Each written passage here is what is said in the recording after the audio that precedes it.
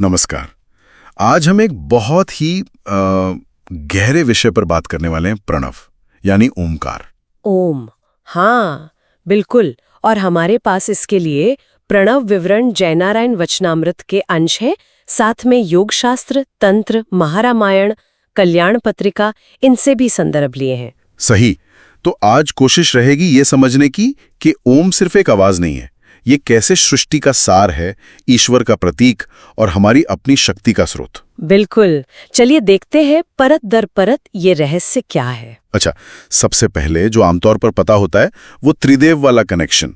कहा गया है अ विष्णु, उ महेश्वर, म ब्रह्मा। ये तो कमाल का समन्वय है। हाँ, है ना। और ये सिर्फ देवताओं तक ही नहीं है, ये त्रिगुणों से भी सीधा जुड़ा है। मतलब प्रकृति के जो 3 मूल गुण हैं, सत्व, रजस, तमस। अच्छा, वो कैसे?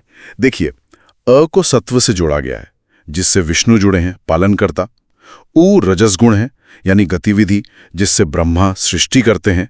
और म है तमस गुण, स्थिरता या लय, जिससे रुद्र संहार करते हैं। वाह!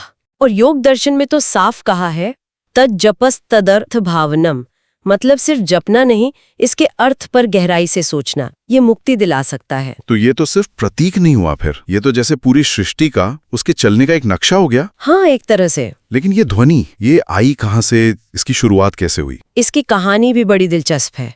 मानते हैं कि जब महाप्रलय के बाद सब शांत था, तो परम सत्ता में एक इच्छा जागी, एको अहम बहुश्याम, मैं एक हूँ, अनेक हो जाऊं। हाँ, उस पहले संकल्प से प्रकृति में जो सबसे पहली सूक्ष्म तरंग, जो पहला कंपन हुआ, वही ओंकार है, प्रणवनाद। पहली ध्वनि, ये सोचना ही कितना अद्भुत है। कैसी होती होगी वो ध्वनि? शास्त्रों में वर्णन है, तैल धारा में वह छिन्न दीर्घ घंटा निनादवत। तेल की अटूट धारा या घंटे की गूंज जैसी। बिल्कुल, जैसे तेल की धार बिना टूटे गिरती है या मंदिर के घंटे की गूंज देर तक हवा में रहती है, वैसी ये वो आवाज नहीं जो हम मुंह से निकालते हैं, ये अनाहत नाद है। अनाहत नाद? हाँ, मतलब वो ध्वनि जो बिना किसी चीज के टकराए अपने आप पैदा होती है, जिसे पहुंचे हुए योगी समाधि में सुनते हैं। तो फिर हम जो ओम बोलते हैं वो क्या है? वो समझिए कि उस असली अनाहत नाद का ही एक स्थूल रूप है, एक प्रतीक जिसे ऋषियों ने अनुभव करके हमें दिया ताकि हम उससे जुड़ सकें। अच्छा, शायद इसीलिए मंत्रों में इसकी इतनी ज्यादा अहमियत है। मैंने एक जगह पढ़ा, मंत्रणा प्रणव सेतु हो। इसका क्या मतलब हुआ? इसका मतलब है कि प्रणव जो है वो सभी मंत्रों के लिए एक पुल, एक सेतु का काम करता है। पुल? हाँ, जैसे पुल नदी पार करने में मदद करता है, वैसे ही ओम मंत्र को उसकी असली शक्ति तक पहुंचने में मदद करता है। बिना ओम के मंत्रों में वो पूरा बल, वो पूरा असर नहीं आ पाता। कहते हैं ये साक्षात शब्द ब्रह्म है, ध्वनि के रूप में ईश्वर। इसे बोलने का भी एक खास तरीका है शायद। अ कंठ से, उ तालु से। हाँ, बिल्कुल सही। अ ध्वनि जैसे नाभि या कंठ के गहरे हिस्से से उठती है, ओ ध्वनि मुंह के बीच के हिस्से से ऊपर उठती है, और म के लिए होंठ बंद करके एक गहरी गूंज पैदा की जाती है, जैसे भौरे की आवाज होती है ना, वैसी। और ये सब एक लय में, एक सांस में होता है। इस कंपन की शक्ति के बारे में भी जिक्र है, कहीं कहीं तो लिखा है कि सही उच्चारण से इतनी शक्ति पैदा हो सकती है कि मकान हिल जाए। क्या ये सच? देखिए, हो सकता है ये अक्षरशः सच ना हो, पर ये उस ध्वनि की जबरदस्त आंतरिक शक्ति को बताने का एक तरीका है। बात यह है कि सही उच्चारण और ध्यान से जो कंपन पैदा होता है, वो शरीर के कण कण पर असर डाल सकता है, हमारी सोई हुई शक्तियों को जगा सकता है। अच्छा, चेतना के स्तर को बदल सकता है। इसीलिए अभ्यास पर जोर तो है, पर चेतावनी भी है कि बिना गुरु के मार्गदर्शन के बहुत ज्यादा या गलत अभ्यास नहीं करना चाहिए, नुकसान भी हो सकता है। समझिए, तो ये सिर्फ आध्यात्मिक नहीं, शारीरिक स्तर पर भी इसका गहरा प्रभाव है। अच्छा, इसे सारों का सार भी कहा गया है, ये थोड़ा समझाएंगे? हाँ, ये बहुत ही सुंदर है। एक क्रम बताया गया है, जैसे पृथ्वी का सार तत्व है जल, जल का सार है औषधियां, औषधियों का सार है पुरुष यानी मनुष्य। ठीक है।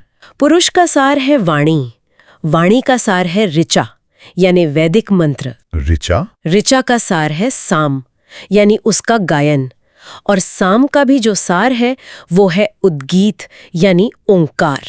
अरे वाह, मतलब सृष्टि की हर चीज का निचोड़ है ये। बिल्कुल। परम सत्य का सबसे शुद्ध, सबसे सार रूप। इसीलिए इसे परमात्मा के स्थान के योग्य माना गया है। तो ओंकार तक पहुंचना एक तरह से सृष्टि के स्रोत तक पहुंचना हुआ। हाँ, जाहिर है फिर पूजा पाठ, यज्ञ वगैरह में तो इसका महत्व होगा ही। हाँ बिल्कुल, ये ब्रह्म का सबसे आसान प्रतीक है। जैसे विष्णु जी के लिए शालिग्राम पत्थर होता है ना, हाँ, वैसे ही। हाँ। इसकी उपासना खासकर सामवेद में जो उद्गीत गान है उसके रूप में चित्त को शुद्ध करती है, और ज्ञान पाने के लिए मन का शुद्ध होना तो पहली शर्त है। हाँ सही बात है। और आप देखें, लगभग सारे वैदिक काम, यज्ञ वगैरह ओम के उच्चारण से ही शुरू होते हैं।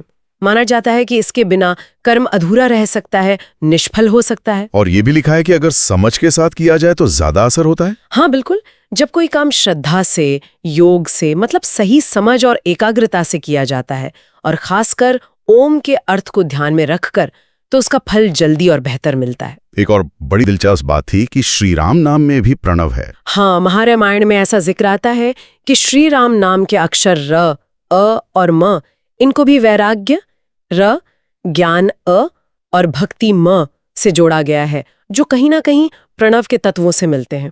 ये दिखाता है कि रास्ते अलग हो सकते हैं, पर मंजिल या सार एक ही है। तो कुल मिलाकर देखें तो ओम सिर्फ एक अक्षर या आवाज भर नहीं है। ये सृष्टि की पहली गूंज है, त्रिदेव और त्रिगुण का मेल है, मंत्रों को ताकत देने वाला पुल है, और परमात्मा का प्रतीक भी। और इसका सही अभ्यास हमारे शरीर और मन पर बहुत गहरा असर डाल सकता है। आपने बिल्कुल सही सारांश बताया। हमने देखा कि कैसे गहरे ध्यान से पृथ्वी से लेकर वाणी तक के सार के रूप में ओमकार सामने आया। ये सोचने पर मजबूर करता है ना कि क्या हमारे जीवन की जो दूसरे पहलू हैं, रिश्ते, काम, कला, क्या उनका भी कोई ऐसा ही मौलिक गहरा सार हो सकता है, जिसे अगर हम खोज पाएं तो शायद जीवन को और बेहतर ढंग से जी सकें? इस पर सोचना दिलचस्प रहेगा।